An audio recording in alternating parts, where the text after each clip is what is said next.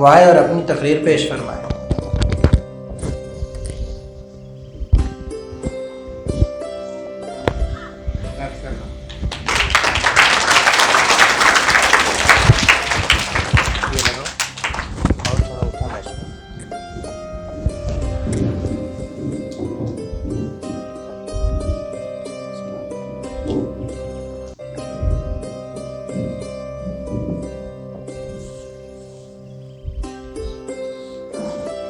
السلام علیکم ورحمۃ اللہ وبرکاتہ۔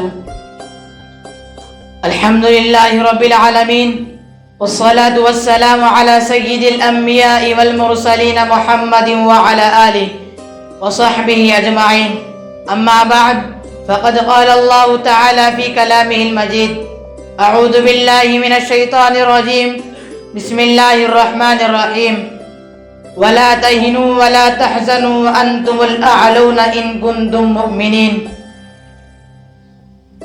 وقال تعالى في مقام آخر، ولنبلونكم بشيء من الخوف والجوع ونقص من الأموال والأنفس والثمرات وبشر الصابرين۔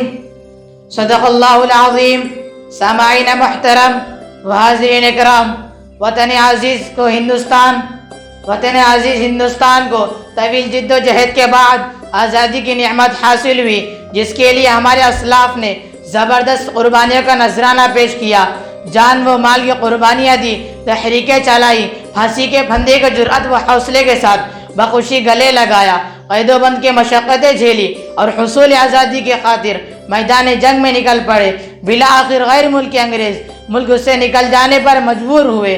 غیر ملکی حکمرانوں نے اپنے اقتدار کو قائم رکھنے کے لیے طرح طرح کی چالیں چلی، تدبیریں کی، رشوتیں دی، لالچ دیا، ووٹ ڈالا اور حکومت کاروں کا حوصلہ بڑے پیمانے پر اختیار کیا، فرقہ وارانہ اختلافات پیدا کیے، حقائق کو توڑ مروڑ کر پیش کیا، آپس میں غلط فہمیاں پھیلائی، تاریخ کو مسخ کیا، ہندوستان کے معصوم باشندوں پر ظلم و ستم کے پہاڑ توڑے اور ناحق لوگوں کو تختہ دار پر لٹکایا، ہندوستانیوں پر ناحق گولیاں چلائی، چلتی ریلوں پر سے اٹھا کر باہر پھینکا، مگر ان کے ظلم و ستم کو روکنے اور توقع غلامی کو گردن سے نکالنے کے لیے بہادر مجاہدین آزادی نے ان کا ڈٹ کر مقابلہ کیا اور ملک کو آزاد کر کے ہی اطمینان کا سانس لیا۔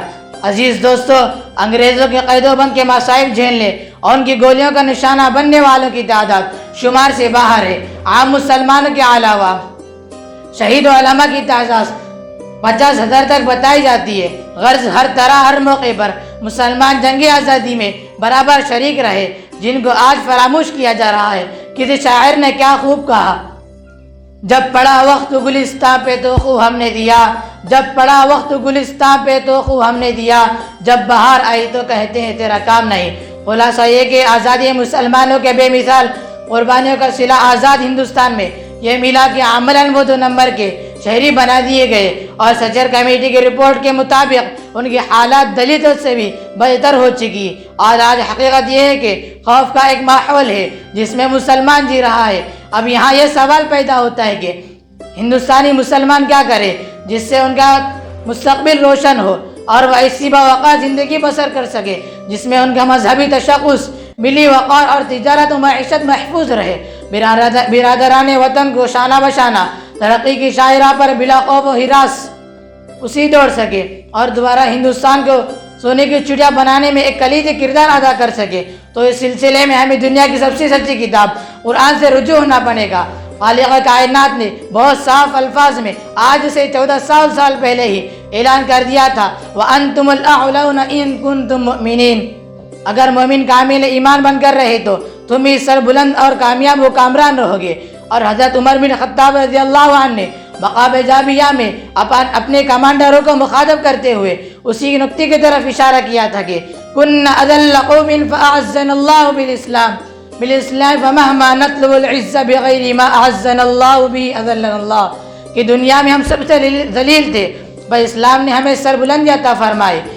ہماری پوری 1400 سالہ تاریخ ایک کھلی کتاب کے مانند ہمارے سامنے ہے۔ تاریخ کے جس دور میں ہم نے مذکورہ بلا ہدایات سرتابی کے ذلیل و رسوا ہوئے، اور جب بھی اس عمل پر پیرا ہوئے، گرچہ ہماری تعداد تھوڑی رہی ہو، اسباب و وسائل کا فقدان نہ ہو، لیکن نصرت خداوندی کی بدولت کامیابی نے بڑھ کر ہمارے قدم چومے۔ ہندوستانی مسلمانوں کے لیے ہماری یہ روشن تاریخ ایک رہنما کی حیثیت رکھتی ہے۔ آج ضرورت اس بات کی ہے کہ ہم اسلام کی آفاقی تعلیمات کو مکمل طور پر اپنا کر ادخلوا فی السلم کافہ کا کامل نمونہ بنے اور اپنے عقائد، عبادات و معاشرت اور معاملات اخلاق کو 100% مکمل طور پر اپنائے۔ وآخر دعوانا الحمدللہ رب العالمین۔